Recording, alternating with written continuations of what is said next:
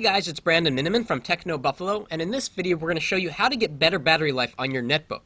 These tips will also apply to your laptop if you have one, but netbooks notoriously have smaller batteries, so battery management, power management, becomes more important. Now these tips are for Windows 7 and Windows Vista, and some of them will work on Windows XP. If you're using Windows XP, most of the utilities that we're going to use to adjust power management can be found in the control panel. So let's start off by going to the Start menu, and I want to get into Advanced System Settings. So I'm just going to type System Settings. And here we are right here. And under Performance, I'm going to click Settings. Now, to get better battery life, you want to uncheck as many of these items as you can possibly stand, because a lot of them, like the fancy animations and the arrow glass effect, utilize the GPU and the CPU, which uses electricity. So if you can disable as many as possible, you'll get a small incremental gain in battery life because your computer doesn't have to work as hard to produce these visual effects. So that's step one. Step two is that we want to go into Power Options. So click on Start or go into Control Panel and go into Power Options. And then we have a lot of tools to work with in here. So here we are in the Power Options screen, and we want to click Change Plan Settings. And from here, we can adjust some sort of basic power plan options. We can choose to dim the display, and obviously you want to have this set as low as possible. This will dim the display when you're not using your computer to about 50% its brightness as it is set when you're using it. Also, you want to turn off the display as low as you possibly can stand so that it's not inconvenient for you.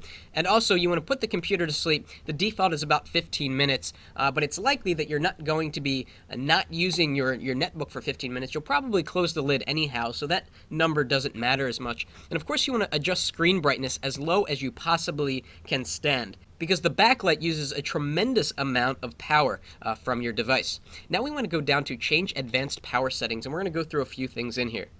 The first thing that we're going to go to is hard disk. Make sure that your computer is set to turn off the hard disk while it's on battery after a certain amount of time. 5 or 10 minutes makes a lot of sense. If you're using a solid state drive, this doesn't matter as much. If you're using a mechanical hard drive, you will see gains if the hard drive is shutting off after 5 minutes of inactivity, because it does use a significant amount of electricity. Okay, going down the list, wireless adapter settings. Your router actually has to support this in order for it to work. What it does is your router will actually buffer packets and wait kind of microseconds to send the information to your netbook or laptop, and your netbook or laptop will turn off the wireless radio temporarily, saving a little bit of battery life. You can adjust this to maximum power savings, but this will actually decrease the performance of your Wi-Fi just a little bit. So probably the best bet is to leave it on medium power saving unless you're trying to squeeze out every last drop of power and battery life from your netbook. Let's move on. Let's go to sleep.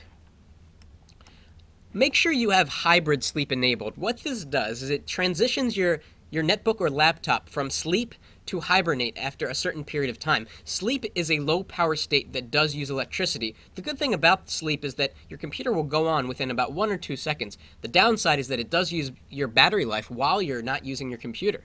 Hibernate is a much better option because it uses pretty much no power just to illuminate, the LED, but it takes longer to get your computer on. So what you're going to want your computer to do is go from sleep to hibernate after about 4 or 5 hours.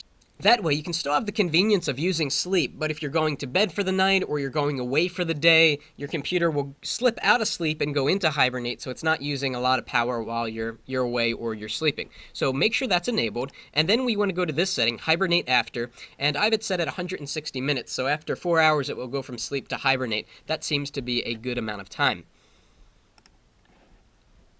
And finally, we want to go down here to where it says battery. Your computer will actually shut off after it gets to a certain critical battery level, and you can reduce this critical battery level so you squeeze every last minute of work time out of your netbook or laptop. So we're going to click on critical battery action, and on battery, it will hibernate after we get to a certain percentage of battery, and that's good. That's what we want it to do.